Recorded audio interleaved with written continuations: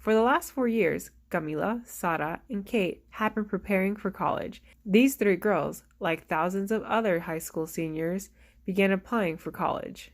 I applied to CSU Fresno, CSU Long Beach, UC San Diego, UC Santa Barbara, and UCLA, and I might apply to Stanford. Kamilla Rosales' dream school has been UCLA since the second grade. The Monache High School student wants to study cultures and linguistics. They're the only school that's on the UC system that has the amount, a large range of languages to study and has a studying abroad program, because most of those programs are really limited to Ivy League schools. Rosales says that good grades aren't enough anymore to get you into colleges like UCLA. You have to be a well-rounded student that has various aspects to them and a lot of personality traits and characteristics. I took a lot of AP classes, and I also was in a lot of organizations. I'm the president of my pathway program, the Environmental Science Academy. I'm ASB vice president. I'm the president of Z Club, which is a women empowerment club. Many high school students follow this formula to ensure acceptance into top universities.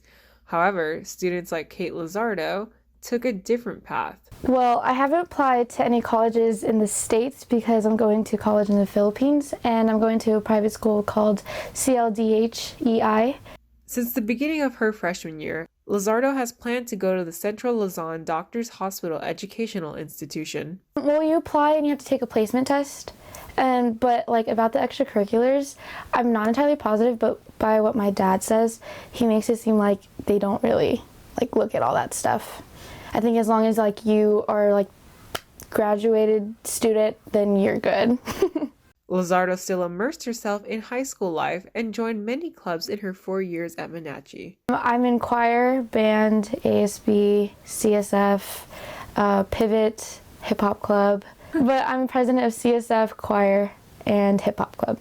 She'd like to stay here in the States, but she's following her father's wishes to study outside the country. Since my dad told me about going to college in the Philippines, I haven't really wrapped around that idea. I didn't really like it, but over the past 2 years, a lot of stuff with family has been happening. So in a way, I had to tell myself to accept it because it was just easier that way, especially for my dad. Since during that time, he told one of my aunts that I was his only hope. And so that made me feel bad, but in the way that made me accept from going over there. And if I didn't go over there, I rebelled against my dad, I'd have to pay for college myself. I'd have to be alone, no hope, pretty much. Unlike Rosales and Lizardo, Summit Collegiate Charter Acadmey senior Sara Pineda was less involved in high school. Right now I kind of regret it because I'm filling out scholarships and they're always oh, what did you do? And I know that if I say nothing, they're not going to pick me because they're oh, she never did anything with her life, so she's just going to not do anything in college. She planned on applying to colleges like San Marcos and UC Irvine, but her plans were changed when she found out she didn't qualify for the application fee waiver. My counselor was everybody applies for the waiver. You just pick 4 and then you get them for free. And then that didn't happen for me because apparently my parents made too much money. So I was just kind of lost after there. I didn't know what to do. And my mom said, only if you apply for Fresno State, I will pay for it. So that's kind of the biggest problem is I wanted to go to San Marcos, but I didn't have money to pay for the application, so I just kind of deleted it. For many first-generation children, the pressure of attending college is high. I get a lot of pressure from both of my parents that they came here because of me, and I can't disappoint them because they're the reason I'm the reason that they had to suffer through that. And they're always oh, back there, I wish I would have been like you, oh, you don't understand the opportunities that you have and how lucky you are.